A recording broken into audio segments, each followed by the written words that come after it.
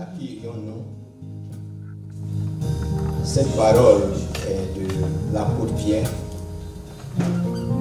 qui est intervenu auprès de toi. Lorsque tu venais à notre Dieu de leur parler, et plusieurs se sont retirés.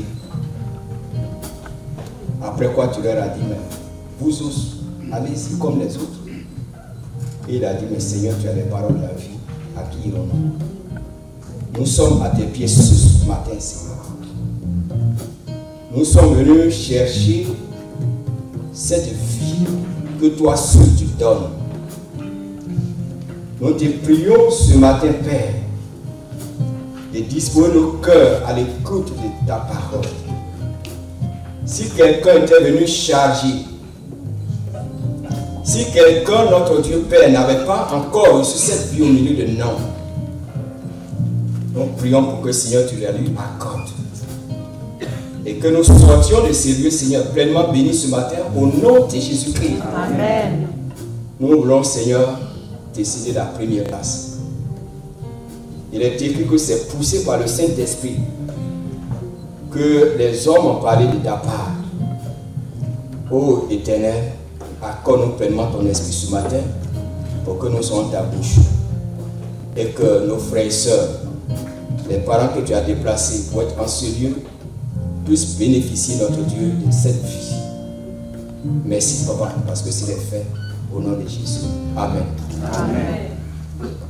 Bonjour à tous. Bonjour. Est-ce que nous sommes vivants? Amen. Vous pouvez acclamer le Seigneur.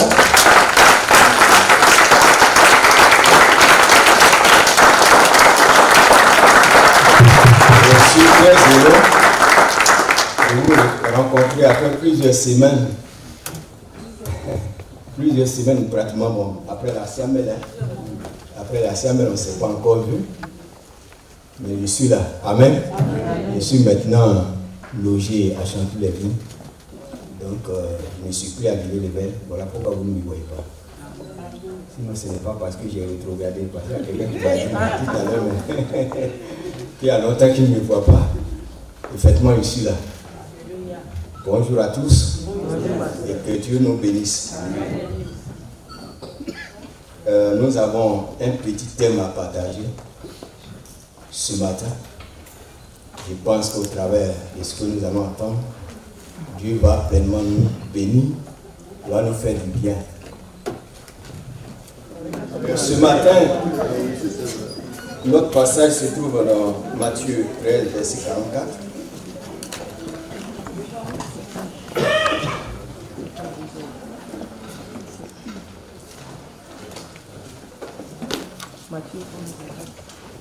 Matthieu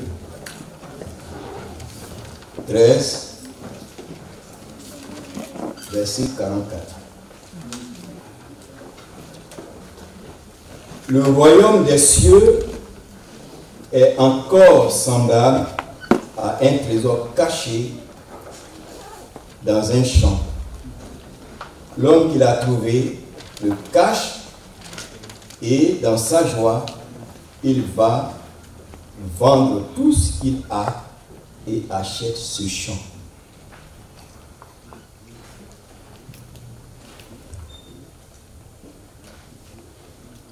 Ce que nous sommes en train de lire est une parabole.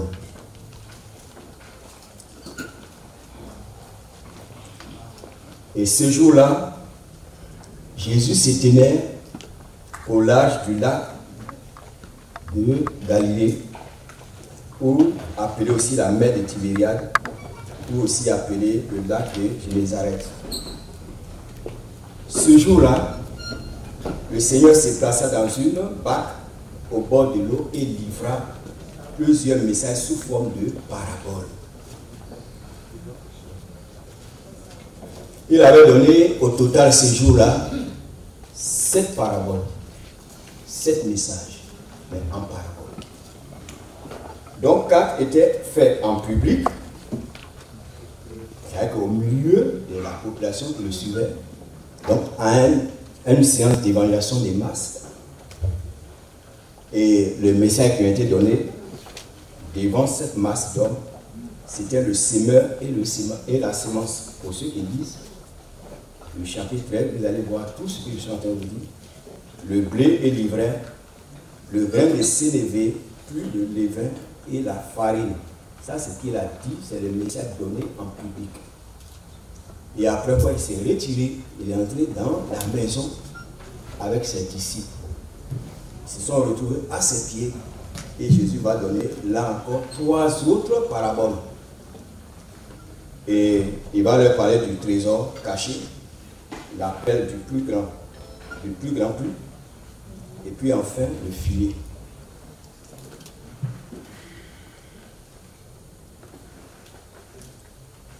Qu'est-ce que le trésor? Avant que nous parlions, nous ne révélons le trésor caché. Nous devons savoir d'abord qu'est-ce que le trésor. Vous savez, dans les années 80, mon épouse et moi, nous étions dans une ville, la Côte d'Ivoire. Nous y avons passé 11 ans dans cette ville. Et il y avait 2 villes dans cette région. Dans la région où nous étions, il y avait 2 villes où il y avait dans le sous-sol le diamant.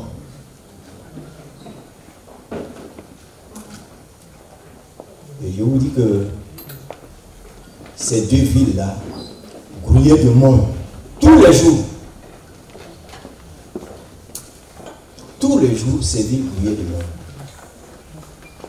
Les villes ne désemplissaient pas.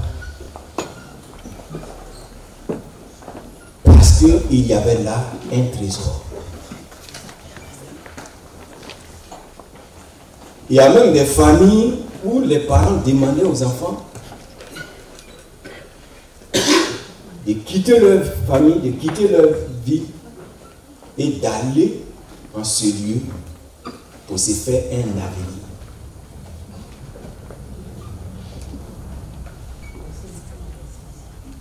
Pourtant, ce n'était pas facile. Presque chaque semaine, on apprenait que 2 ou 3 personnes mouraient. Ceux qui creusaient l'or ou bien le diamant, il y a des fois où il y a des parties de terre qui les engloutissaient, qui se cassaient et qui les engloutissaient, les tuaient. Mais malgré cela, les gens n'avaient pas peur d'aller là-bas. Chacun essayait de tenter sa chance. Lorsqu'ils obtenaient une pierre ou bien 2, ils devenaient riches. De l'état de pauvreté, ils passent à l'état d'homme riche. De sorte que les gens n'avaient pas peur de la mort. Parce qu'il y avait un trésor qui était là. Qu'il fallait avoir pour changer, qui peut changer toute leur vie. Alléluia. Amen. À cause de cela, ils affrontaient la mort. Ils n'avaient pas peur de la mort. Pour eux, ce qu'il fallait obtenir, c'était la richesse. Or, Jésus vient, il appelle ses disciples, et il leur dit, mes amis, il y a un trésor dans un champ. Je vous dis qu'il y a un trésor dans un champ. Il y a eu un trésor dans un champ et il y a quelqu'un qui l'a découvert. Mais il a pris tous ses biens, toutes les richesses que lui avait là. Il a pris ça, les a vendus pour pouvoir obtenir ce champ.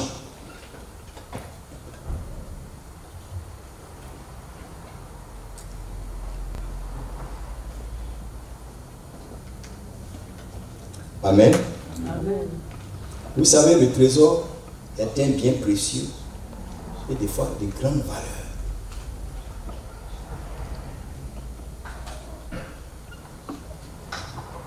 Ce trésor dont la Bible parle ici est d'une valeur inestimable.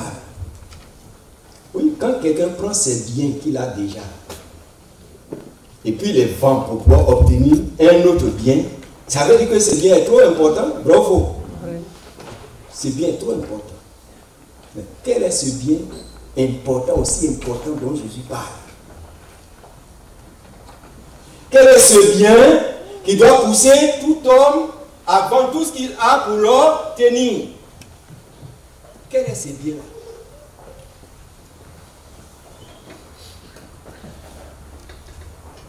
Quel est ce bien qui va nous pousser à vendre tout ce que nous avons déjà avec nous? Pourtant, généralement, quand l'homme a un bien, il cherche à augmenter. Mais il ne vend pas. Il ne sait jamais ce qui va se passer demain. Mais Jésus dit qu'il faut vendre tout ce que tu as pour l'obtenir. Le champ dont on parle ici, c'est le monde. C'est dans ce monde que ces biens se trouvent. C'est dans ce monde que ces biens ont été découverts. Le bien qui va te rendre riche à jamais. Le bien qui va changer ta vie pour toute l'éternité. Quel est ce bien?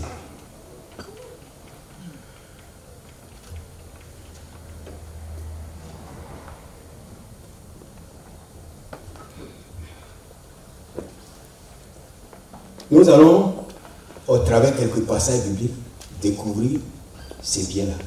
Donc prenons Luc 4, verset 18.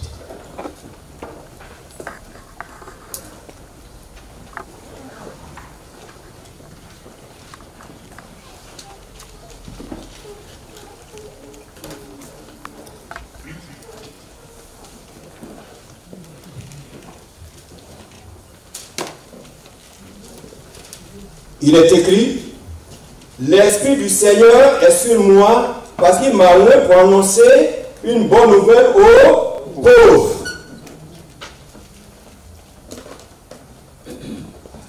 Jésus-Christ est celui que Dieu a envoyé pour libérer les hommes de la pauvreté morale et spirituelle dans laquelle l'homme a été plongé depuis la chute d'Adam. Ici, cette pauvreté dont on parle, ce n'est pas l'argent. Ce n'est pas le fait de manquer de l'argent. Mais depuis que le diable, depuis que Adam et Ève ont écouté le diable, ont accepté son mensonge, il y a une pauvreté morale et spirituelle qui s'est abattue sur le monde. Pauvreté morale, pauvreté spirituelle, qui s'est abattu sur le monde. C'est quoi la Bible dit? Que Jésus, de riche qu'il était, il s'est fait pauvre pour nous enrichir. Alléluia. Amen. C'est quoi le Seigneur pouvait dire en Jean 10, verset 10? Le diable ne vient que pour égorger et détruire. Mais moi, je suis venu donner la vie en abondance. Je suis venu donner la vie en abondance. Jésus est venu sur la terre pour nous donner ce qu'aucun homme ne peut nous offrir. Aucun homme, aucune étude, aucun établissement, aucune institution dans ce monde ne peut faire sortir l'homme de la pauvreté morale et spirituelle. Il n'y en a pas. Aucune richesse. Seul Christ a ce pouvoir.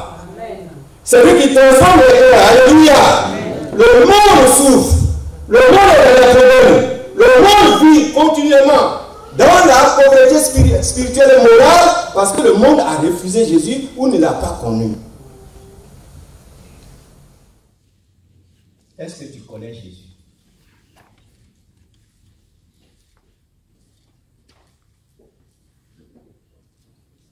Est-ce que tu connais Jésus?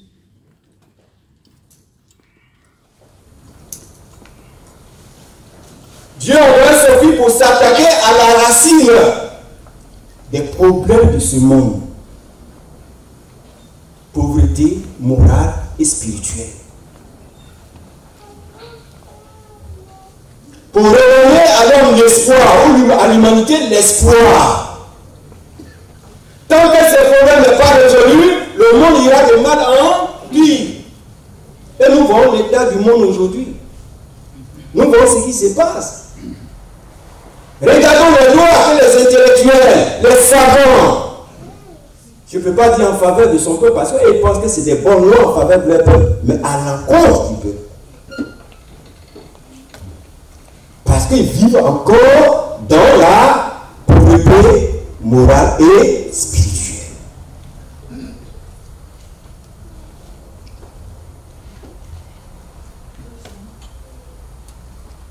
Regardons Matthieu 15, verset 19.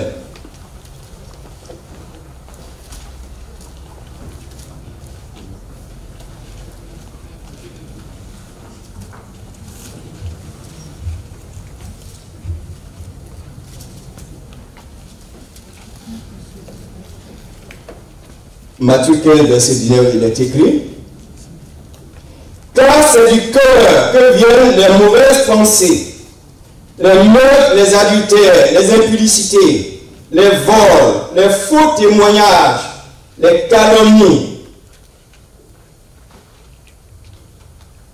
Aucun docteur ne peut opérer le cœur et le faire changer. Il n'y en a pas sur la terre ici. Aucun homme ne peut prendre le cœur d'un voleur, travailler cela, l'opérer et lui donner un nouveau cœur. Il n'y en a pas. Or, c'est ce travail que Jésus est venu faire sur la terre.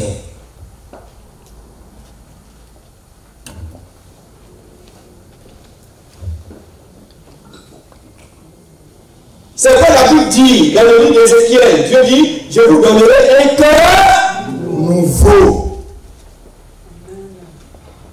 C'est Jésus qui donne un cœur nouveau. Veux-tu changer? Veux-tu voir le monde changer? Il faut que les hommes et les femmes reçoivent de la part de Dieu un cœur nouveau et un cœur nouveau. Mais est-ce que tu as ce cœur-là?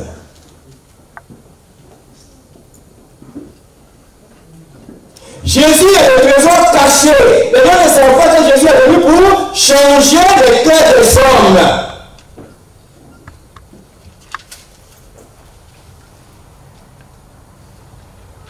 C'est quand le cœur a été touché par la parole de Dieu, Jésus a pénétré le cœur, que le cœur se nettoie, qu'il est nettoyé, que l'homme peut découvrir et comprendre le plan de Dieu pour lui. Sinon, depuis Adam, depuis que Adam et Ève ont écouté le diable, ont accepté ses propositions, il y a un voile qui a enveloppé l'esprit humain. 2 Corinthiens 4, verset 3 à 4 dit quelque chose. Si quelqu'un a trouvé, qu'il lise.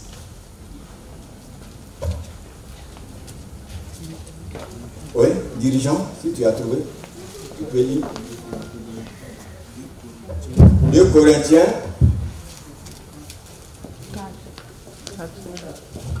4 à 3. Oui.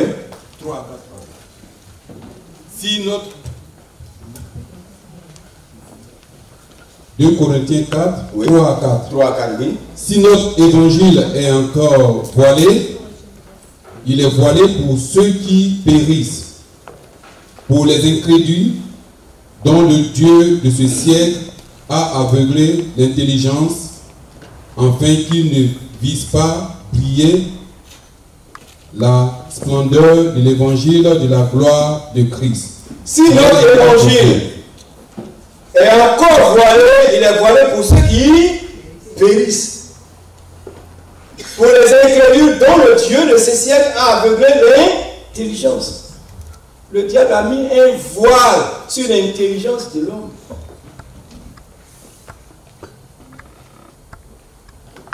Si les hommes étaient vraiment intelligents, comment on peut dire aujourd'hui, Émile, il faut aller marier mon frère, ton nom là. Émile, il faut marier Cassie. Ah.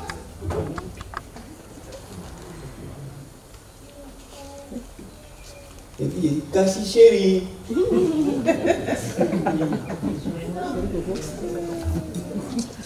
Ça va pas. Il n'y a plus d'intelligence.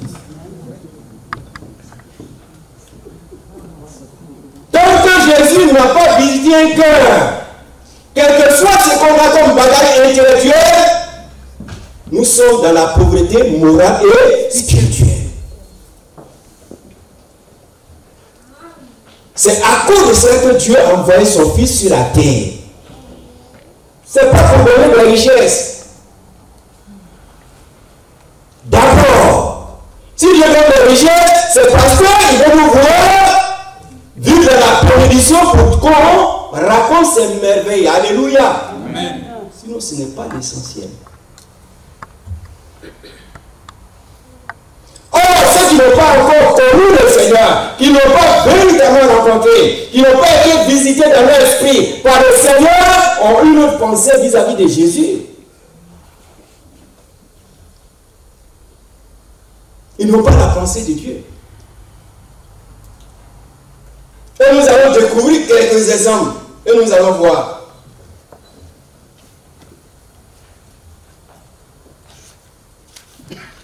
Nous prenons l'exemple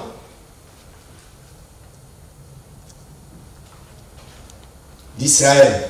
Luc 19, 41 à 44. Cassie, faut lire.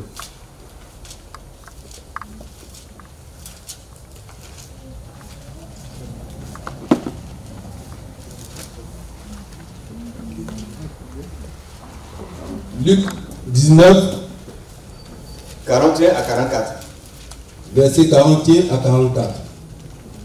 Comme il approchait de la ville, Oui.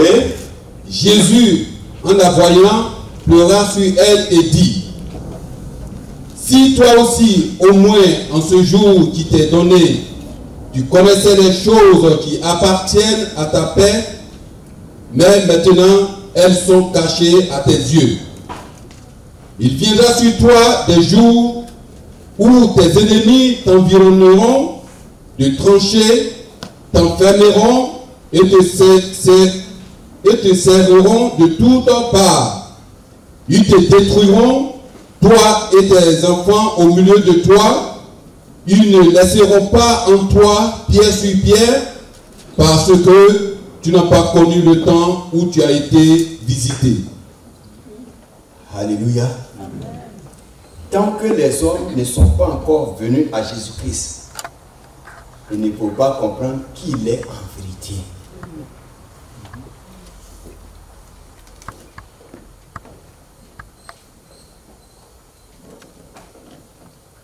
L'exemple du peuple d'Israël exprime le comportement des nations envers Jésus.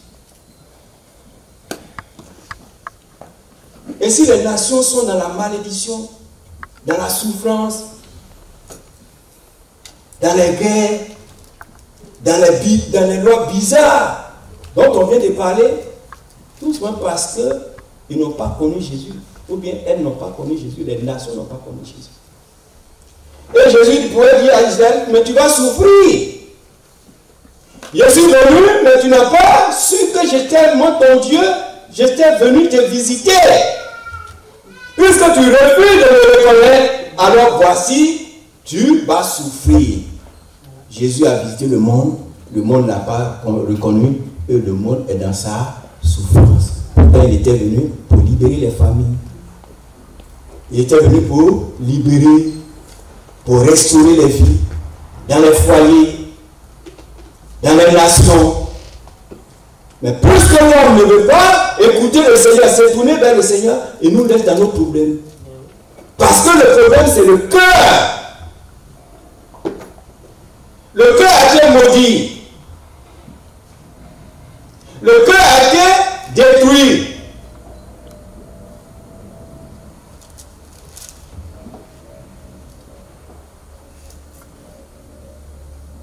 Dieu dit quoi? Le cœur, il est méchant par dessus tout. Il est tortueux. Qui peut le connaître? Qui peut le sonder? C'est moi l'Éternel qui le connaît, qui le sonde. C'est pourquoi il n'y a pas de solution ailleurs. Si tu ne te donnes pas véritablement au Seigneur, ton cœur ne pourra pas changer. Si tu ne fais pas Jésus-Christ de tout ton cœur, de toute ton âme, de toute ta force, ton cœur ne pourra pas être changé.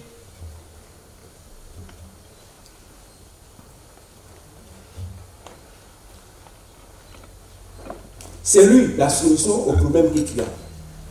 C'est lui qui est la solution au problème de l'humanité, des nations, des hommes, des foyers. C'est cette pauvreté spirituelle et morale qui ouvre la porte aux démons pour maltraiter ta vie, pour te maltraiter, pour maltraiter les nations.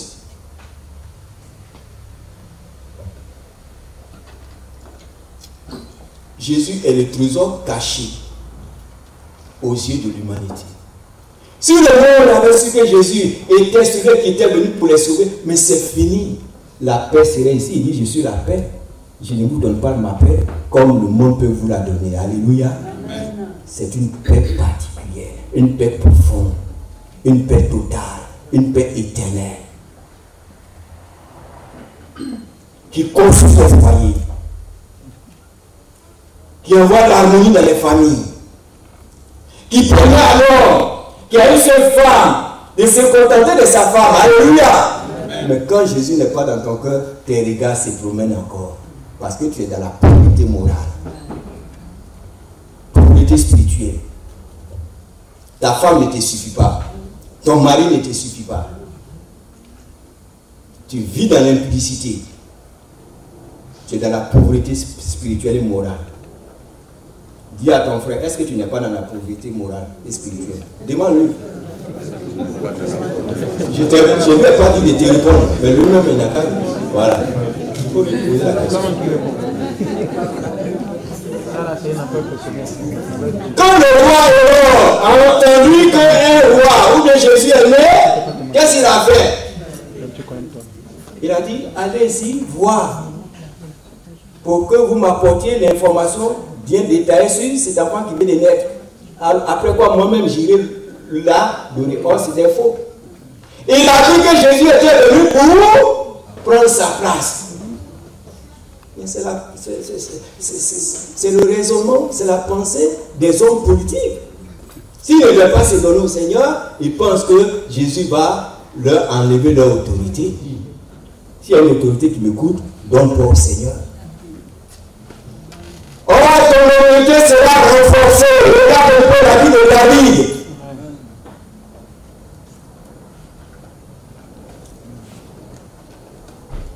Quand David s'est donné au Seigneur, regarde ce qu'il a fait. Son nom est écrit aujourd'hui. Et il est reconnu comme un bon roi à travers le monde entier. Parce que Dieu était avec lui. Si les autorités avaient accepté le Seigneur, Dieu aurait pu leur montrer comment conduire leur peuple. Comment guérir les problèmes des foyers. Comment aider la population à être une population avec des citoyens de bonne moralité. En réalité, les lois qu'il y a c'est pour faciliter la tâche aux uns aux autres. Mais comme ils n'ont pas le Seigneur, le diable leur fait des suggestions et leur fait prendre des lois. Leur fait prendre des lois qui en fin de compte détruisent leur peuple. Donne-toi au Seigneur et tu seras sage et tu seras intelligent et ton peuple sera un peuple de paix. Alléluia. C'est la même chose. Que les foyers se donnent, que l'homme se donne à Dieu, que la femme se donne à Dieu, que l'enfant se donne à Dieu. Et les problèmes vont disparaître. Même au sein de l'église, il y a des problèmes souvent. Parce que nous sommes là, mais nous refusons d'accepter Jésus-Christ tel qu'il est, ou bien comme il le veut.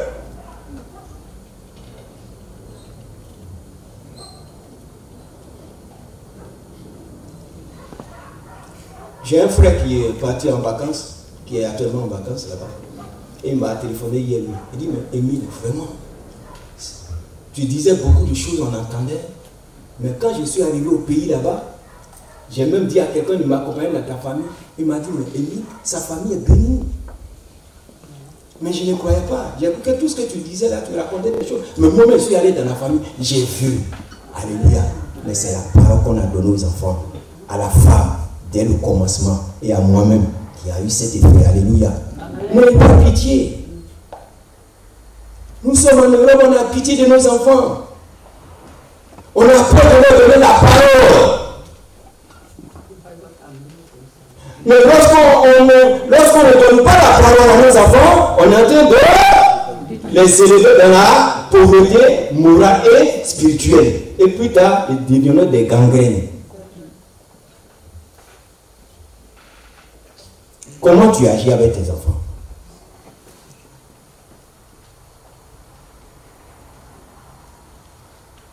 Es-tu encore aveuglé? Ne vois-tu pas le trésor que Dieu t'a envoyé?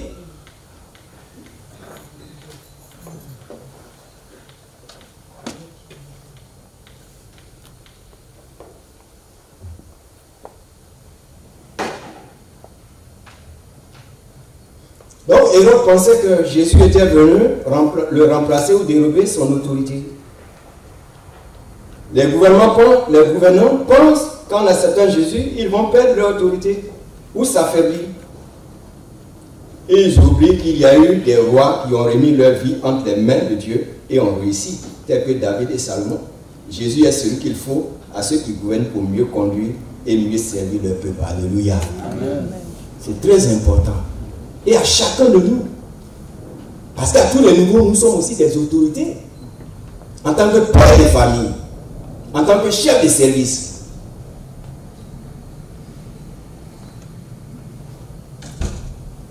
On va voir aussi l'exemple de Jean-Baptiste. Matthieu 11, verset 3.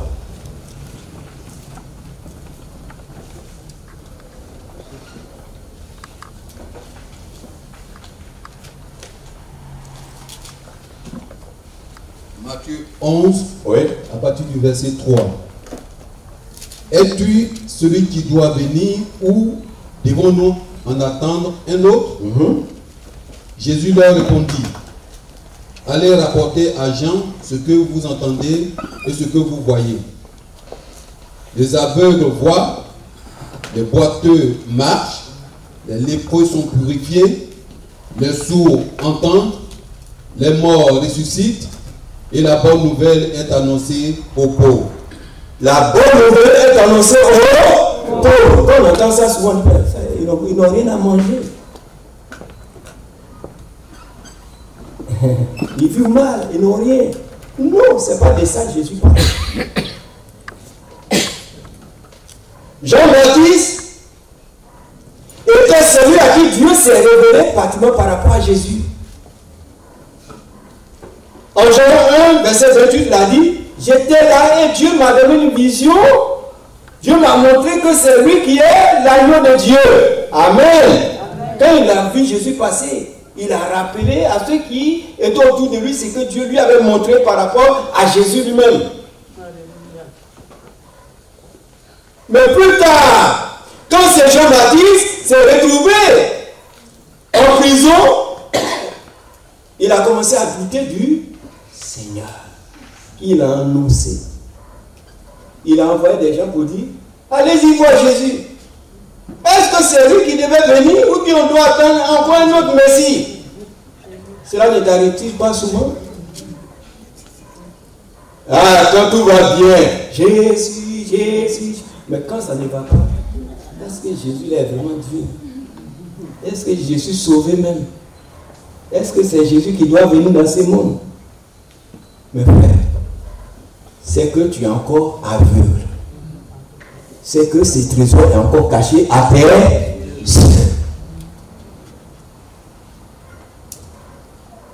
Il est écrit dans la parole de Dieu,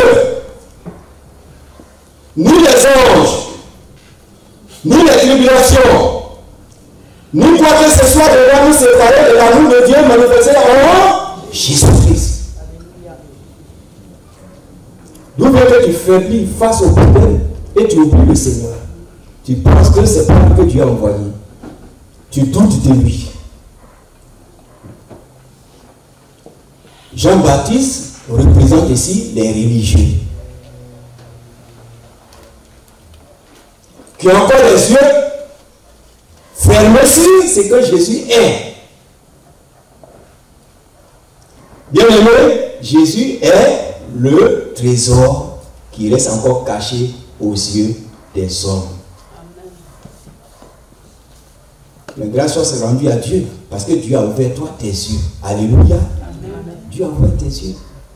C'est pourquoi Jésus pourrait louer le Seigneur pour dire, Père, je te loue de ce que tu as caché ces choses aux yeux de ceux qui se disent sages et intelligents, mais tu les as révélés aux yeux de ceux qui se font petits.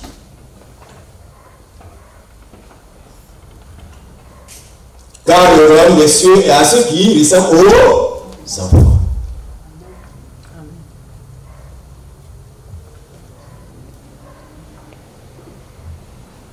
Bien aimé, nous n'avons plus à douter de Jésus.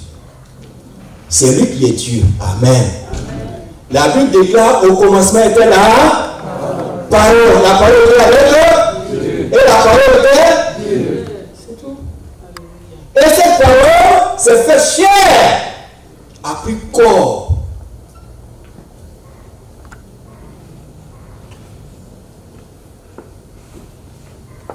C'est cette parole devenue corps qui s'est livrée à la croix et qui est devenue sacrifié pour toi, pour te sauver, qui est le trésor de ta vie. Alléluia. C'est ton trésor. C'est quoi la Bible déclare que celui qui croit au Fils a la vie. Celui qui n'a pas le Fils n'a pas la vie.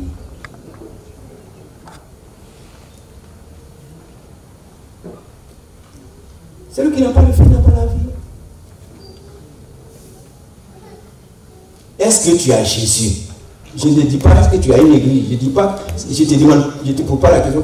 Si tu es chrétien de l'église baptiste, ça c'est pas mon problème. Mais est-ce que tu as Jésus? Toi qui me regardes, est-ce que tu as Jésus? Si tu n'as pas Jésus, tu es pauvre. Dis à ton frère, si tu n'as pas Jésus, tu es pauvre. Dites-lui ça à force. Tu n'as pas Jésus, c'est pauvre.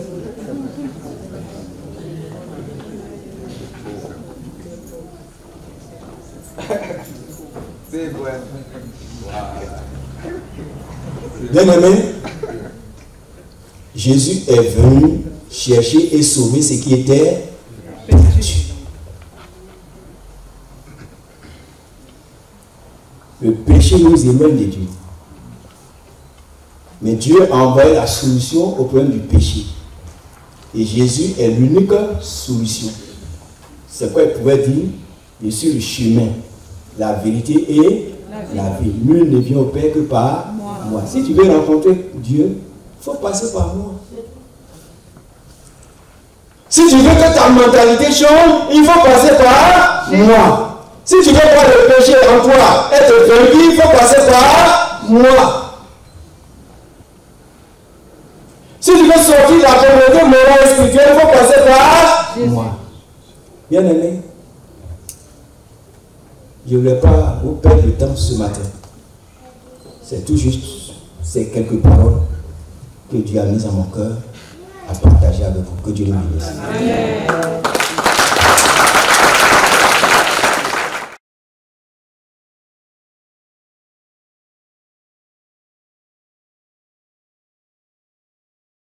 Bonjour, aujourd'hui nous avons vu un message sur le trésor caché avec l'apôtre C.I. Émile. Donc c'était vraiment un très bon message. Nous avons eu la possibilité de comprendre davantage quel était le mystère de Christ, le trésor de Christ. En fait, le trésor caché, c'est vraiment la personne de Jésus-Christ que nous devons tous avoir. C'est la solution à nos problèmes, c'est la solution à toutes les difficultés. Et vraiment, il faut que l'on soit un nouveau chrétien ou que l'on soit même non-croyant. Il faut être conscient de ça pour pouvoir avoir le salut et bénéficier de tout ce que Dieu a prévu pour nous. Donc voilà un peu le petit résumé et ça nous a vraiment édifiés. Voilà. Écoutez, je vous bénis dans le nom du Seigneur Jésus. Ce matin, vraiment, je suis venu réjoui parce que le Seigneur, au travers de son serviteur, nous a apporté un thème très très enrichissant, le trésor caché. C'est vrai, en tant qu'enfant de Dieu, longtemps nous cherchons ce trésor, nous tournons en rond, mais ce trésor est à portée de main, Jésus-Christ de Nazareth. Oui, c'est lui le vrai trésor caché. Au travers de lui, on a tout. Au travers de lui, tout ce dont nous demandons, le Seigneur nous l'accorde. Mais pour avoir accès à ce trésor, il faut que nous abandonnions tout. Nous nous dépouillons de notre vieil homme. Nous nous dépouillons complètement afin que ce trésor nous parvienne. Ce grand trésor, c'est Jésus. Donc je lance un appel vraiment à mes frères et à mes sœurs, ceux qui sont en train de tourner en rond comme les filles d'Israël qui ont tourné pendant 40 ans alors que ce trésor était à la portée de leurs mains. Donc ce message vraiment, moi, m'a fait beaucoup de bien, m'a encore interpellé et à cela, je prie pour que le Seigneur, vraiment, il se laisse trouver et que ma vie soit une vie épanouie en Jésus-Christ, notre Seigneur. Vraiment que Dieu vous bénisse, qu'il vous garde et à très bientôt. Shalom. Il faut dire que comme le message le disait, le thème, le trésor caché. Il faut dire à l'appui des passages bibliques, nous constatons que Jésus, le monde a besoin de Jésus, vu le message qui est passé et vu l'ensemble de ce qui se passe actuellement, nous voyons qu'il n'y a que Jésus-Christ seul qui puisse apporter la véritable paix que l'être humain a besoin. Nous voyons que les hommes, les autorités crient paix, paix, paix, par-ci, par-là, mais on constate que c'est la guerre. C'est la guerre par-ci, par-là, c'est des conflits par-ci, par-là. Alors, le constat à travers ce message, c'est que le monde a besoin de Jésus-Christ pour la délivrance des cœurs, pour la guérison des cœurs. Parce que quand l'homme est blessé, l'homme ne pense qu'à la vengeance. Alors qu'avec Dieu, Dieu dit que la vengeance appartient à lui seul et la rétribution à lui seul. Donc, si tu es en Jésus-Christ, lorsque tu es blessé, tu te confies à Jésus et Jésus prend ta vengeance. Et c'est vraiment ce que le monde entier actuellement a besoin. Donc, c'est la leçon spirituelle que je puisse tirer, parce que c'est vrai que l'apôtre a insisté sur le fait de la pauvreté morale et spirituelle. Cette pauvreté, c'est ça qui a gagné le monde. Parce que le monde ne veut pas accepter Jésus-Christ. Et c'est une réalité que nous vivons. Et nous qui sommes enfants de Dieu, nous sommes enrichis en Jésus-Christ. Et toutes ces choses ne nous étonnent pas. Et toutes ces choses qui arrivent, nous croyons que Dieu est vivant. Dieu peut nous délivrer de tout ça. Donc vraiment, c'est la leçon spirituelle que je puisse tirer.